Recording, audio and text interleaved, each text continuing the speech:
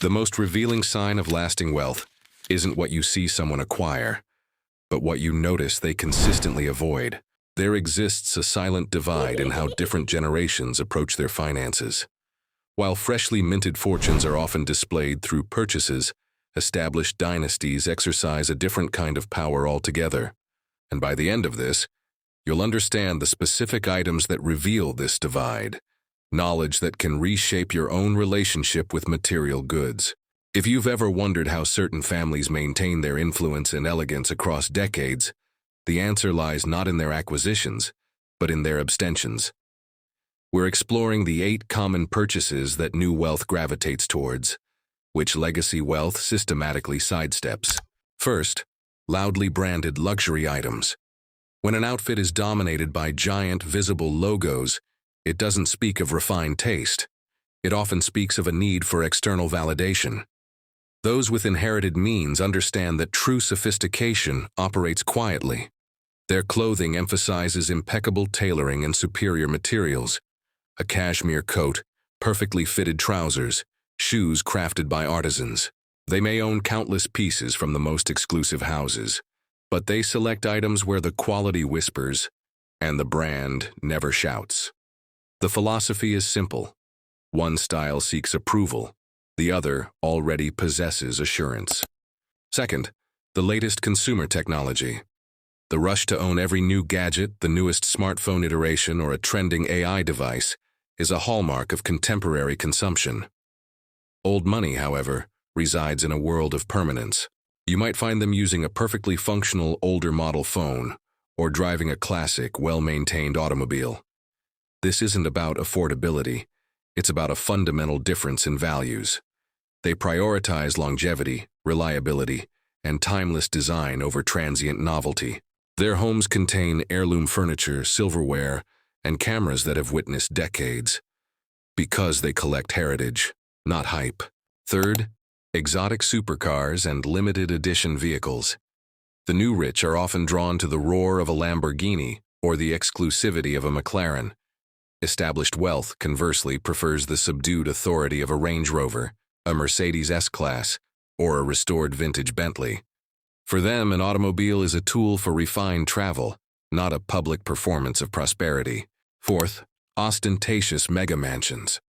A person from a legacy background doesn't feel the urge to construct the largest, most glaring house on the street.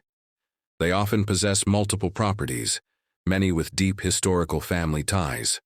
Their homes are defined by heritage, wood-paneled libraries, inherited portraits, and landscapes that harmonize with nature.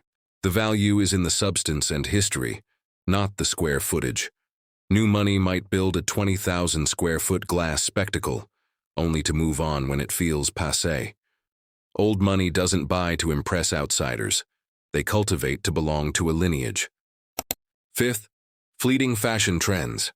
You will rarely see a scion from a centuries-old family chasing the viral it bag of the season, or a bold runway piece destined for obsolescence.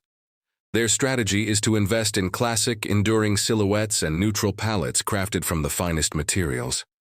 These are pieces designed to last for generations, not just a single social season. They recognize a crucial economic fact. Trends have a double cost: the initial price and the subsequent cost of making your entire wardrobe feel dated. Timelessness, to them, is a smart financial and stylistic principle. Sixth, flashy, demonstrative jewelry. Nothing highlights the contrast faster than adornments. New wealth often uses diamonds and bold watches as declarations of status.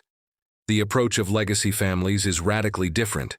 Their jewelry narrates a personal history: a delicate gold locket from a great-grandmother, a strand of pearls handed down through generations, a Patek Philippe watch marking a family milestone decades ago.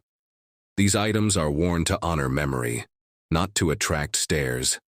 The value isn't in the carat weight, but in the continuity it represents. Seventh, spectacular, publicity-heavy weddings. If there's one thing old money will not purchase, it's vulgar attention. This is most visible in their celebrations. New money weddings can be colossal events with vast guest lists, exotic locations, and extensive social media documentation. An old money wedding is typically an intimate gathering at a family estate or chapel, focusing on the sacredness of the union rather than the spectacle. For them, true celebration is an echo of their private values, not a broadcast to the public. Eighth, status signaling experiences. Finally, and perhaps most profoundly, legacy wealth does not buy social validation. New money may spend excessively on front-row tickets, dining at trendy restaurants, or staying at over-publicized resorts purely for the visibility. Old money retreats to their private country estates, sails on a family yacht, or vacations in a secluded alpine chateau known only to a close circle. Their experiences are curated for genuine comfort and connection, not for social media clout. When new money visits a destination to be seen, old money goes there to truly disappear. The ultimate luxury for them is the freedom from ever needing to prove anything to anyone. The core philosophy behind this restrained behavior is profound. Old money views capital not as a trophy for display, but as a tool for stewardship. Their spending is guided by a single powerful principle: preservation over presentation. True wealth is not displayed, it is quietly stewarded. Every decision is intentional, serving a practical, emotional, or generational purpose. They are conditioned to think in terms of legacies, not fleeting moments. This is why they acquire fewer but superior possessions. It's the reason they reject disposable trends and fleeting fads. They comprehend that affluence isn't about ownership, but about enduring value. The subtle art of affluence is defined more by what you refuse than what you acquire. There's a profound irony in the pursuit of status. The more you chase its symbols, the more you distance yourself from those who embody it naturally. Refinement is found not in excess, but in elegant absence. The confidence of old money doesn't stem from a price tag. It emanates from a secure identity. Their belongings don't define their worth. They simply reflect their values. So how can you integrate this mindset? Begin with awareness. Don't focus solely on what to acquire, but also on what you can consciously avoid. Skip the loud branding. Ignore the noise of trends. Reject purchases made primarily for external validation. Instead, direct your resources toward what truly endures: knowledge, well-being, personal growth, and integrity. Own less, but choose with extreme care, and maintain what you have impeccably. This is the quiet strength that the world's most enduring families have mastered, a strength that cannot be purchased with currency alone. If you want to align your life with these principles of lasting impact, the journey starts with a single, conscious choice. We explore these powerful ideas to help you build a life of substance.